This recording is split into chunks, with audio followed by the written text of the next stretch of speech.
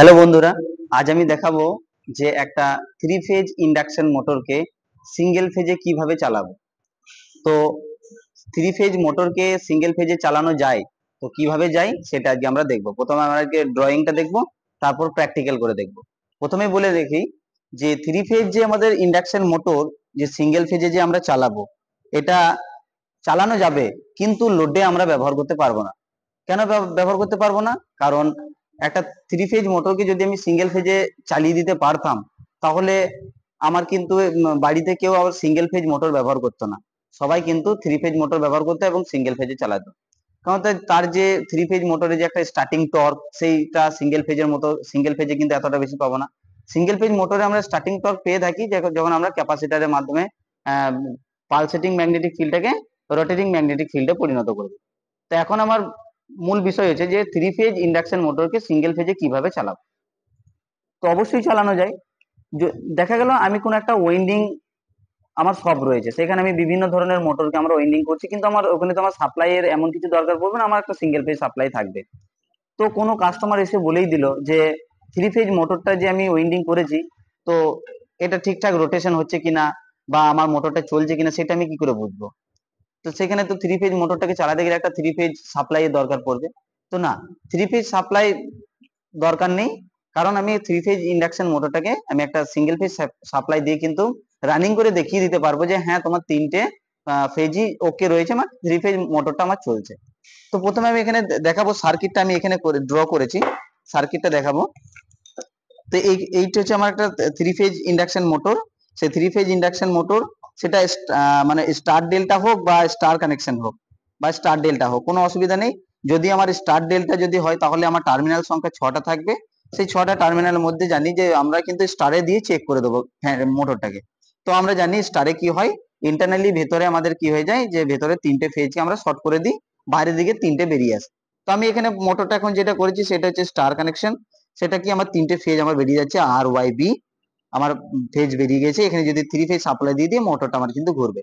তো আমার কাছে কিন্তু থ্রি ফেজ সাপ্লাই নেই।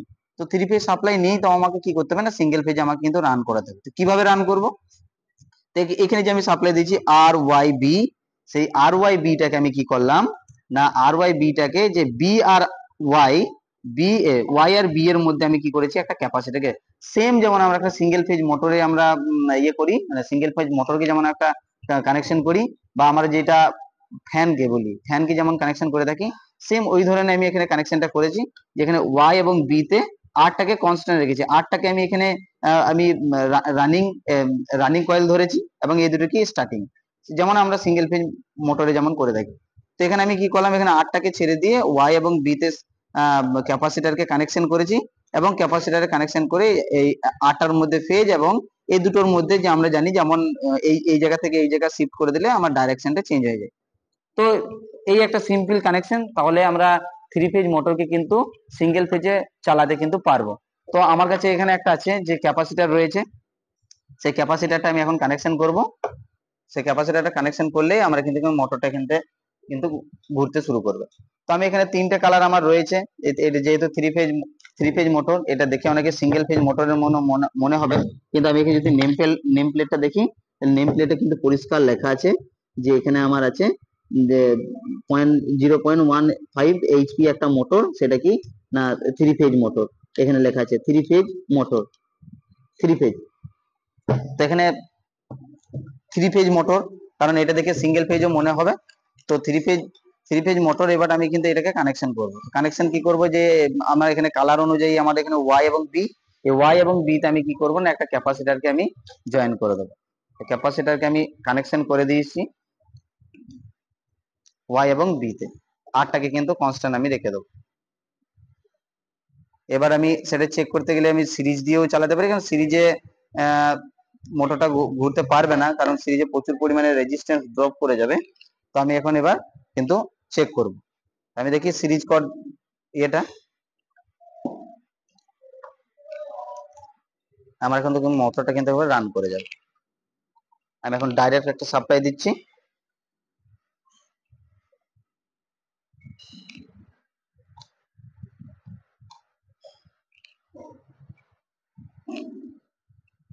এই প্লাগটা লুজ হচ্ছে একটা,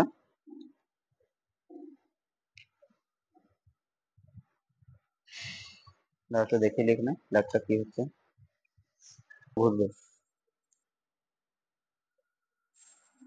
হুম, এই যে আমার এখন কিন্তু মোটরটা কিন্তু ঘুরতে শুরু করে দিয়েছে। তো ক্যাপাসিটরটা ফুললি চার্জ, ফুললি মানে ঠিকঠাক নেই বলে কিন্তু ফ্যানের মোটরটার স্পিডটা কম হচ্ছে।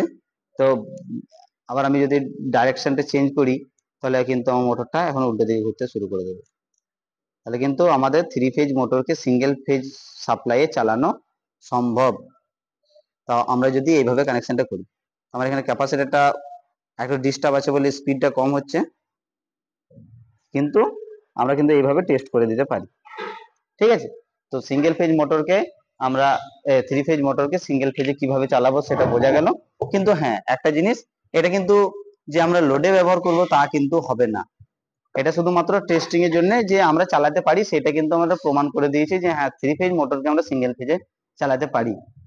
যদি স্টার ডেল্টা হয় তাহলে প্রথমে আমাকে যে ছটা টার্মিনাল থাকবে তার মধ্যে তিনটাকে এক জায়গায় জয়েন করে স্টার করে দিতে হবে, এবং এইদিকে যে জয়েন করে রেখে দিতে হবে, এবং এইদিকে যে বাকি যে তিনটে থাকবে সেই তিনটের মধ্যে দুটিতে আমাকে ক্যাপাসিটরকে ওয়াই এবং বি তে মধ্যে ক্যাপাসিটর লাগিয়ে আটটার মধ্যে ফেজ এবং নিউট্রাল সাপ্লাই দিলে কিন্তু আমার মোটরটা ঘুরে যাবে। ঠিক আছে।